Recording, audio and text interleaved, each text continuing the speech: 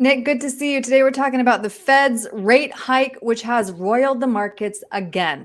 The most recent rate hike has caused the markets to fall. There's been so much volatility. And just to put a finer point on it, take a look at this chart from FinViz, which shows the S&P for the past month. Nick, when I see so much red on the board, I mean, what's behind this pessimism and this volatility? I think it's the uncertainty. The uncertainty of how far the Fed is going to take it and how out of whack our inflation rate is. I honestly think that the Fed took a long time to recover. You know, I have kids. I know what happens if you let 5 weeks go by and they haven't turned in a homework assignment or studied. It's a snowball effect. But if you hit it early, then you can actually get it under control. And the Fed on this situation, I think they waited way too long. They've been increasing it by 1%. They call that, 100 basis points, or it's gone up 75 basis points. When they say 75 basis points, what they're meaning is they're increasing rates by 0.75% is what they're saying. And they're keeping on increasing these interest rates, thinking they're going to get inflation under control. They haven't gotten it under control. And then the language that's coming out from the Fed is that they're going to be more aggressive. And when you have language like that, that creates uncertainty, and the market doesn't like uncertainty. One thing that we talk about a lot on our radio show is what's called 3 steps in a stumble. And what that basically means is when the government increases interest rates 3 times, the market has a significant stumble. Well, going back to March when rates started increasing, the market stumbled right out the gate. And I think that's because we had inflation rates at such low levels for so long that once they started increasing them, it was affecting everything. Usually people have what's called a 60-40 portfolio. 60% stocks, 40% bonds. There's a chart of it right there. We've had the second worst period for the 60-40 portfolio since 1970s. And why? Because usually what 60-40 means is you can go grab your 401k statement, and you look at it and you see a little pie chart, a little circle. And on one side it says equities, and on the other side it says bonds or fixed income. And for years, people have come to us and they say, oh, I'm 40% safe. And I'll ask them, well, what's safe in your portfolio? Oh, I have this part, this 40% in bonds, that's safe money. And in reality, because interest rates were low, it didn't affect them. But once interest rates start going up, it's like that old school teeter-totter. When interest rates go up, inflation goes, when interest rates go up, the price of bonds go down. And that's what happened in this case. Interest rates went up, it spooked the market, so the equity side went down. And whereas in the past, bonds typically go up to counter it, it didn't this time. Both sides went down. As a matter of fact, there's a couple measurements that we've used. I mean, at one time this year, stock market was down 30%, but the 20-year Treasury bond was also down 30%, both sides at the same time. And so we've never seen that before. It's been a long time, I think, since the mid-1900s when that happened. And so it's definitely causing uncertainty. That's leading to the pessimism. Right. Yeah, I think it's overused, but certainly feels like unprecedented times. And you mentioned this, the reason behind those rate hikes are to cool inflation, but it's just really not working yet. The CPI, Nick, you know this already, stood again at 8.2% in September. So because it's not working to cool inflation, are you expecting more interest rate hikes? Oh, absolutely. And they've already said they're going to continue doing it.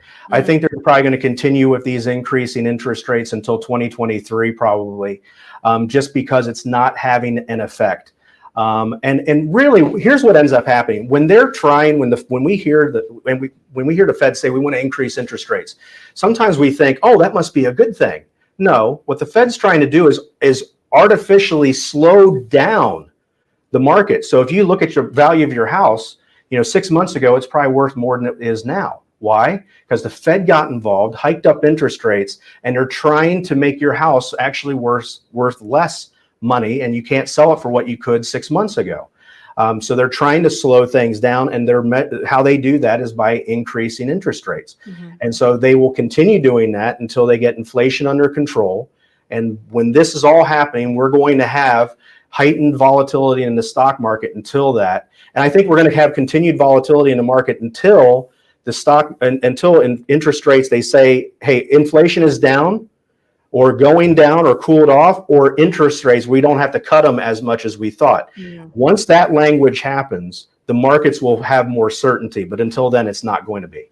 Okay. So then I feel like the next question has to be, what are the smart moves that investors should be considering right now? Well, the first thing you've got to do is you got to stress test your money. Hmm. I think people thought because the market was, because the market had gone up for 10 years since 2008, it's always going to go up. And one rule is the stock market doesn't go up in a straight line. Right. There's another rule we talk about, the rule of 5. Every 5 years, there's a market crash, statistically going back in time.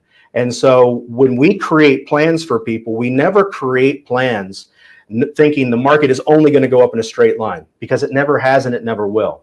We create plans knowing there's going to be market downturns. There's going to be market times where it's not, all pretty. And so you have to make sure that your plan can be durable, both in those good times and those down times. Unfortunately, for most people, they have financial plans that are really only going to work if the market is doing okay.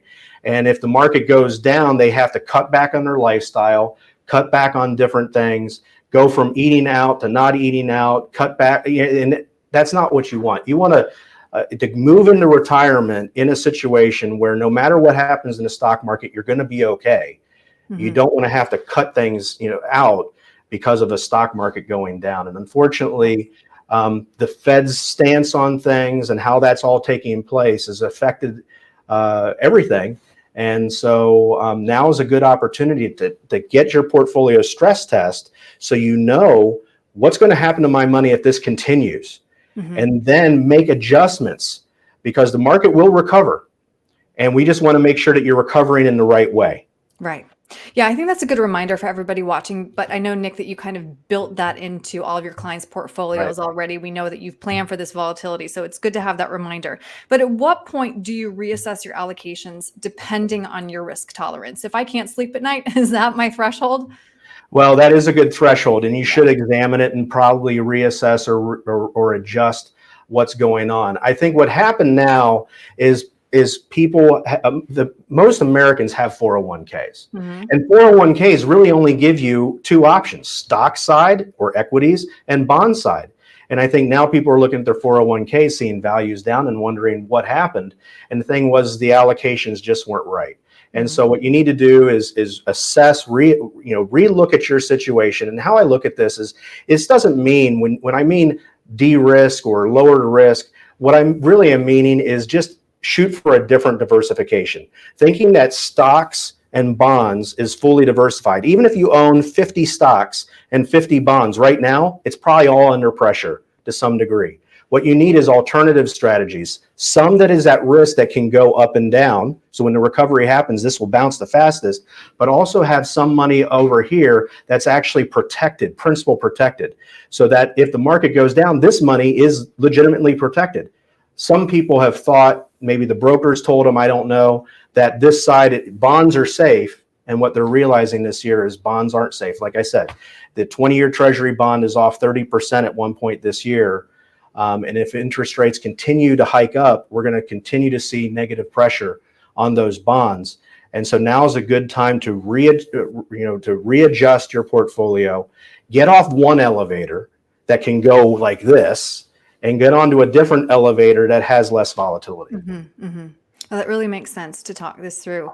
If somebody would like to talk to you more about where their money is allocated, though, and whether they can withstand more interest rate hikes, what's the best way to reach you? Easiest way is just to reach out to us. You can go to our website, group10financial.com.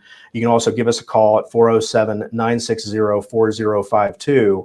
And what we can do is a 15-minute, just a strategy call, just to check in and see where you're at and what your questions are.